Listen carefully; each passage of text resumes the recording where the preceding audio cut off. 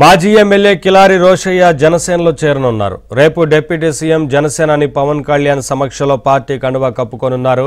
గత ఎన్నికల్లో గుంటూరు ఎంపీగా పోటీ చేసిన కిలారి రోషయ్య ఇటీవలే వైసీపీకి రాజీనామా చేశారు.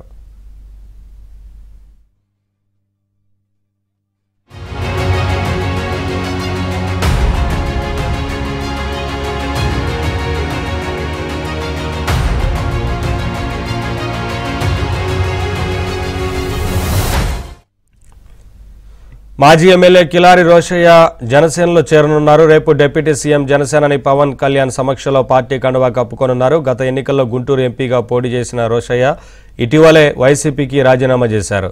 ఇదే అంశానికి సంబంధించి మరింత సమాచారం మా కరెస్పాండెంట్ సాంబశివరావు అందిస్తారు. సాంబశివరావు, ఇటీవల వైసీపీకి రాజీనామా చేసిన కిలారి రోషయ్య ఇప్పుడు జనసేనలో జరబోతున్నట్లు తెలుస్తా ఉంది కదా, ఏంటి వివరాలు? రోషయ్యతో పాటు ఎవరెవరు కీలక నేతలు జనసేన పార్టీలో చేరే ఛాన్స్ ఉంది, ఏంటి వివరాలు?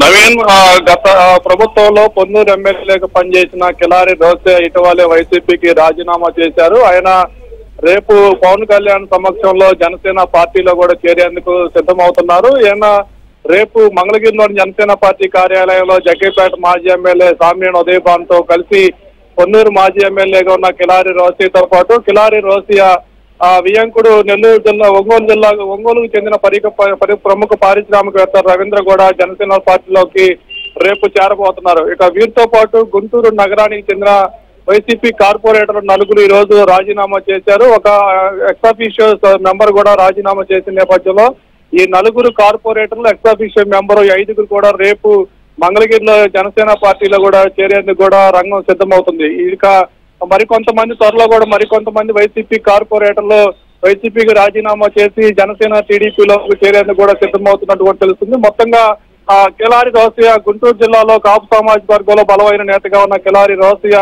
వైసీపీని వీడి జనసేన పార్టీలో చేరుతున్న నేపథ్యంలో కూడా రేపు భారీ ర్యాలీ చేసేందుకు కూడా గుంటూరు నగరంలో ఏర్పాట్లు అయితే చేస్తున్నారు. Naveen, thank you Sambasivarao.